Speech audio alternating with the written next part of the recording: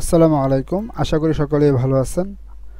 আমি আমার জিরোতে গত ক্লাসে দেখিয়েছিলাম যে কিভাবে আপনারা ব্যাংক স্টেটমেন্ট থেকে কিভাবে ট্রানজ্যাকশনগুলো এন্ট্রি দিবেন, কিভাবে বিল ক্রিয়েট করবেন এবং কিভাবে সেই বিলের এগেনস্টে পেমেন্ট করবেন এবং আপনি যদি কোনো পেমেন্টের পর কোনো ফল্ট পান তাহলে সেই পেমেন্টে কিভাবে রিফান্ড নেবেন আপনারা, সেটা আমি দেখিয়েছিলাম।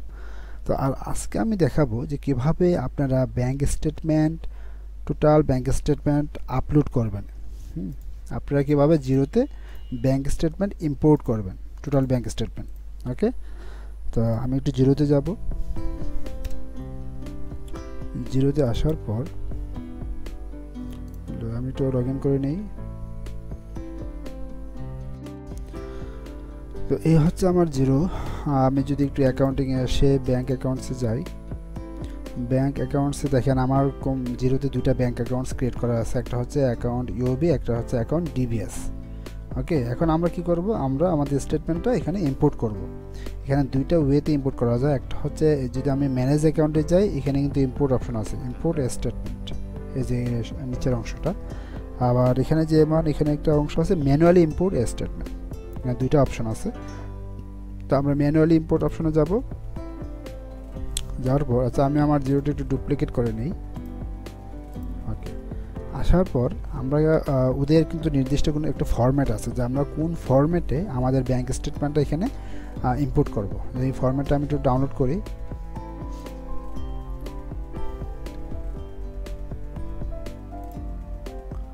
যদি ফরম্যাটটা আমি একটু ডাউনলোড করি তাহলে দেখা যাবে ওদের ফরম্যাটটা হচ্ছে এরকম। প্রথমে হবে ডেট, তারপর হচ্ছে অ্যামাউন্ট, তারপর হচ্ছে pay, description, reference, check number. Okay, এটা হচ্ছে ওদের ফরম্যাট। এখন ওদের ফরম্যাটে আমরা কি করব, ওদের ফরম্যাটে আমরা আমাদের ব্যাংক স্টেটমেন্টটা কি করব, ইম্পোর্ট করব। যেমন আমাদের ব্যাংক স্টেটমেন্ট হচ্ছে এইটা, একটু দেখি।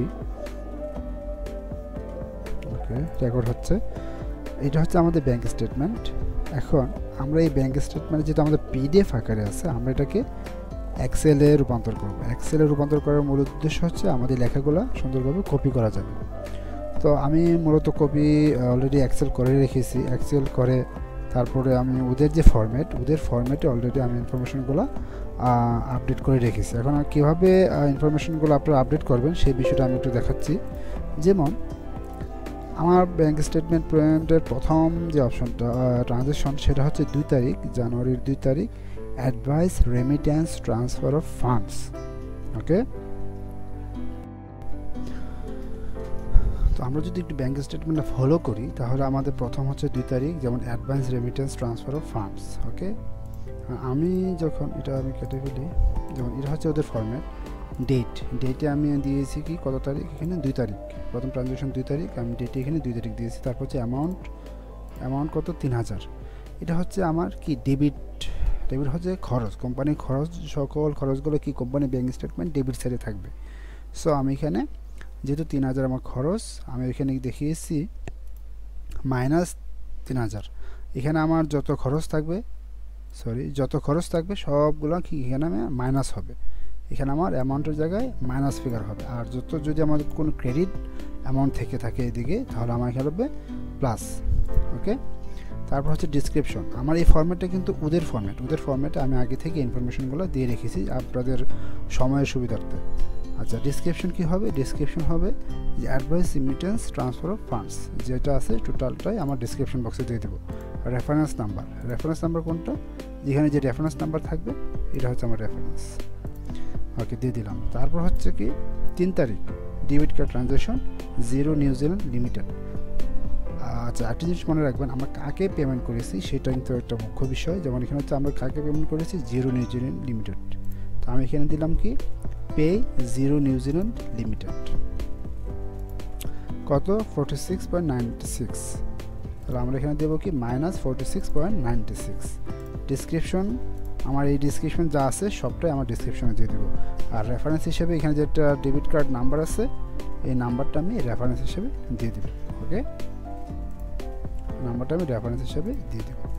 এরকম করে আমার এই সবগুলো ট্রানজ্যাকশনগুলোই আমি এখানে কি করব, এন্ট্রি দিব প্রথমে এক্সেল ফাইলে। আচ্ছা, আরেকটা জিনিস একটু বলি যেমন এখানে একটা আছে iTunes, যেমন itunes.com। এখন itunes.com এটা আপনি কেন এই ট্রানজ্যাকশনটা ওরা খরচ করেছে, আপনার ক্লায়েন্ট আপনাকে মনে করেন যে আপনি আপনার ক্লায়েন্টকে জিজ্ঞাসা করেন বাট কোনো আনসার আপনি পান নাই বা সে কোনো রিপ্লাই দেয় না, তখন আপনারা এই iTunes দিয়ে যদি একটু গুগলে সার্চ দেবেন, যদি একটু গুগলে সার্চ দিই তাহলে দেখা যাবে iTunes সাথে কি অ্যাপল জড়িত। iTunes জন্য সকল পেমেন্ট কি অ্যাপলকে দিতে হবে। তাহলে এটা আমি যেহেতু আমার এখানে কিন্তু কোনো অপশন নেই যে আমরা কাকে পেমেন্ট করেছি, itunes.com এর জন্য কাকে পেমেন্ট করেছি কোনো অপশন নেই, তো বাট আমি ধরে নিয়েছি আমরা apple.com-কে কি পেমেন্ট করেছি। সো এইসব ক্ষেত্রে কিছু ট্রানজ্যাকশনগুলো আপনি একটু গুগল করবেন, গুগলকে জিজ্ঞাসা করে সকল কিছু পেয়ে যাবেন যে এই ট্রানজ্যাকশনটা আসলে কেন হয়েছে এগুলো। যেমন এখানে গারাব, আমরা এখানে কি হয়েছে, এখানে একটা জানুয়ারি 3 তারিখ গারাব নামের একটা ট্রানজ্যাকশন আছে। এখন গারাব জিনিসটা আসলে কি, আপনি যখন গুগলে একটু গুগল করবেন তাহলেই বুঝতে পারবেন গারাব জিনিসটা। গারাবটা হচ্ছে একটা ট্রান্সপোর্ট রিলেটেড, সো এটা আমরা ট্রান্সপোর্ট এক্সপেন্সও ধরতে পারি। তো ওইগুলো আমরা পরে আসতেছি, আমি জাস্ট দেখাচ্ছি যে এখন এক্সেল ফাইলে আপনারা কীভাবে ডাটাগুলো এন্ট্রি দিবেন। তো আপনারা এইভাবে ব্যাঙ্ক স্টেটমেন্ট দেখে এখানে সকল কিছু এন্ট্রি দিবেন। দেওয়ার পর এখানে সবসময় মনে রাখবেন ডেবিট যে অ্যামাউন্টগুলো সেখানে সবগুলো এখানে মাইনাস হিসেবে শো করবেন, আর যদি কোনো অ্যামাউন্ট ক্রেডিট হয়ে থাকে তাহলে এখানে প্লাস হিসেবে শো করবেন। ওকে, শো করার পর আমরা এটা কীভাবে ইম্পোর্ট করব, এই যে সিলেক্ট ফাইলে যাওয়ার পরে আমাদের ফাইল কোনটা, এটা আপলোড করার পর আমি নেক্সট দিব। ওকে,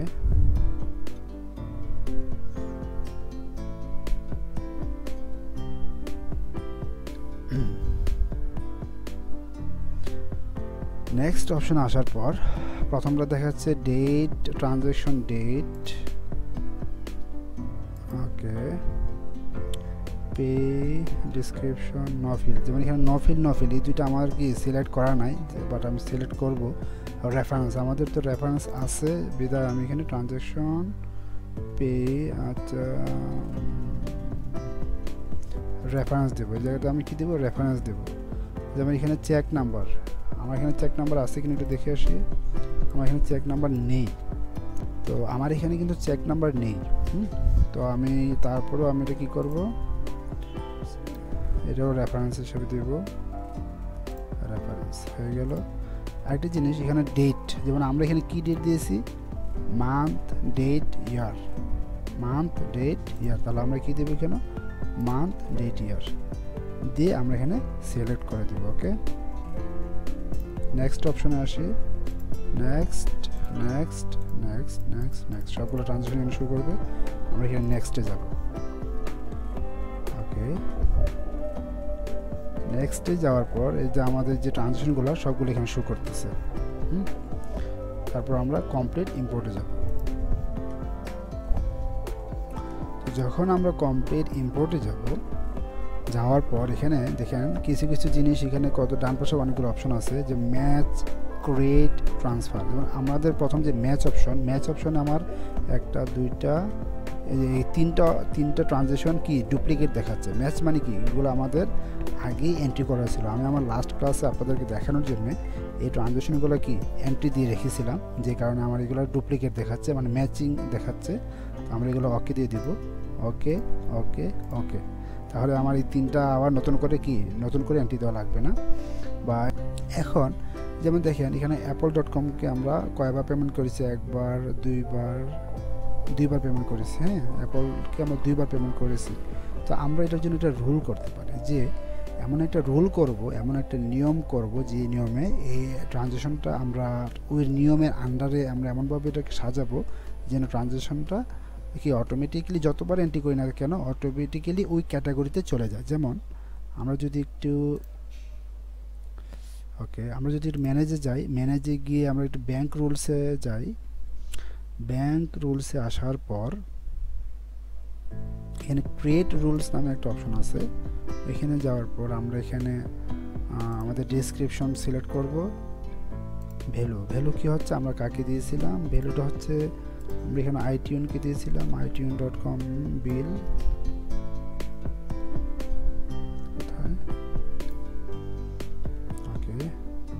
তারপর হচ্ছে কন্ট্যাক্ট হচ্ছে আমরা আসলে মূলত কাকে পেমেন্ট করব। আমরা পেমেন্ট করেছি কাকে? অ্যাপলকে।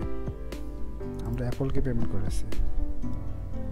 আচ্ছা, তারপর হচ্ছে 3 নম্বরটা ম্যান্ডেটরি না, 4 নম্বরটা হচ্ছে ডিসক্রিপশন। আমরা এখানে ডিসক্রিপশন কি দিয়েছিলাম?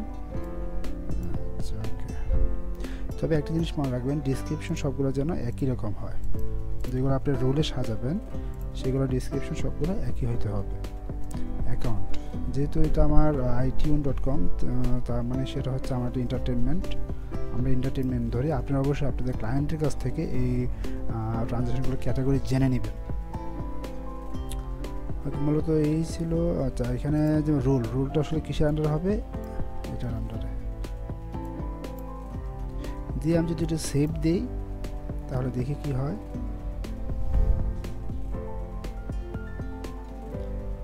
ওকে, এটা আমি একটু ডুপ্লিকেট করে নিই। আমি যদি এটা আবার ব্যাংকে যাই, ব্যাংকে আসার পর আমি যদি আবার ডিবিএস এর অ্যাকাউন্টে চলে যাই, রিকনসিলে যাব। রিকনসিলে আসার পর এই যে দেখেন আমার অ্যাপলের যে ট্রানজ্যাকশনটা সেটা আমার কয়টা আছে? 1 2 3টা। এই তার মানে কি 3টা আমার একই ক্যাটাগরিতে এন্টারটেনমেন্টের আন্ডারে চলে গেছে। আর আমি জাস্ট ওকে দিব। ওকে ওকে এই ওকে দেওয়াতে কি আমার 3টা ট্রানজ্যাকশন কি এন্টারটেনমেন্টের আন্ডারে চলে গেছে। এটা আমার এই 3টার জন্য আমার 3বার এন্ট্রি করার কোনো প্রয়োজন নেই।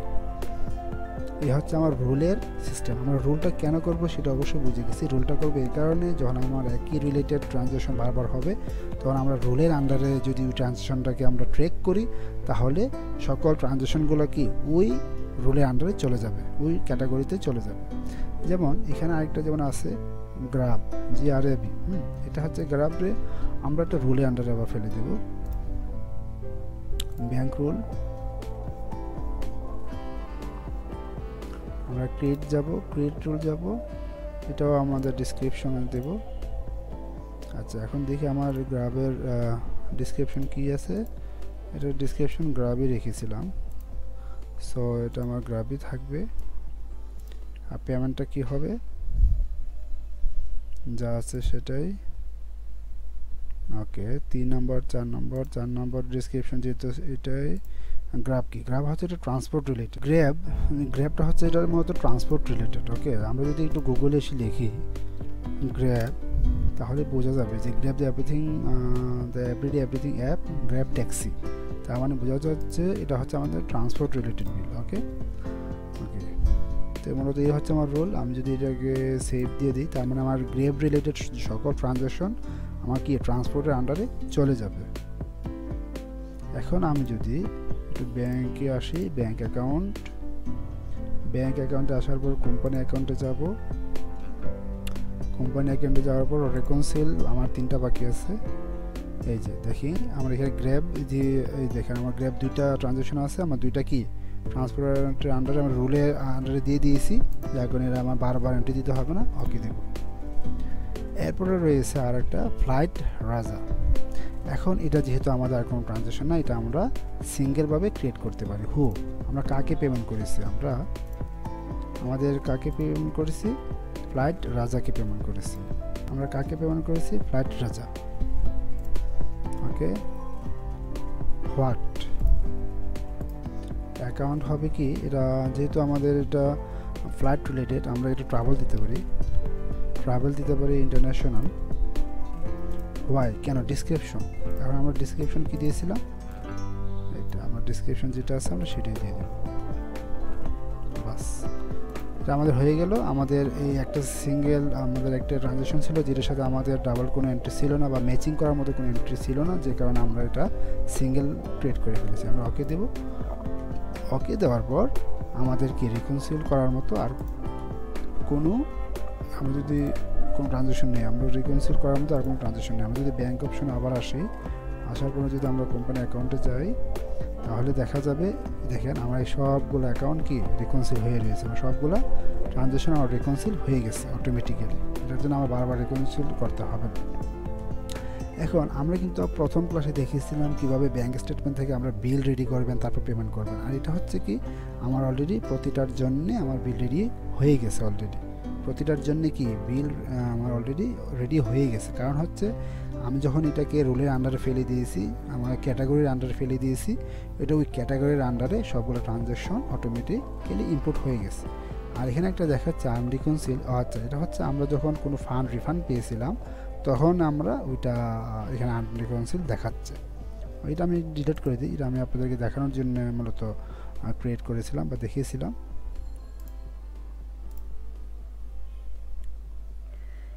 ওকে, তো এই ছিল মূলত আমার আজকের ভিডিও। আমার আজকের ভিডিওর মূল টপিক ছিল যে কিভাবে আপনারা ব্যাংক স্টেটমেন্ট সরাসরি আপনাদের জিরোতে ইম্পোর্ট করবেন। সো আমার ভিডিওটা যদি ভালো লেগে থাকে অবশ্যই আমাকে লাইক কমেন্টসের মাধ্যমে জানাবেন এবং অবশ্যই সাবস্ক্রাইব করবেন। সো ধন্যবাদ সবাইকে, ভালো থাকবেন, সুস্থ থাকবেন।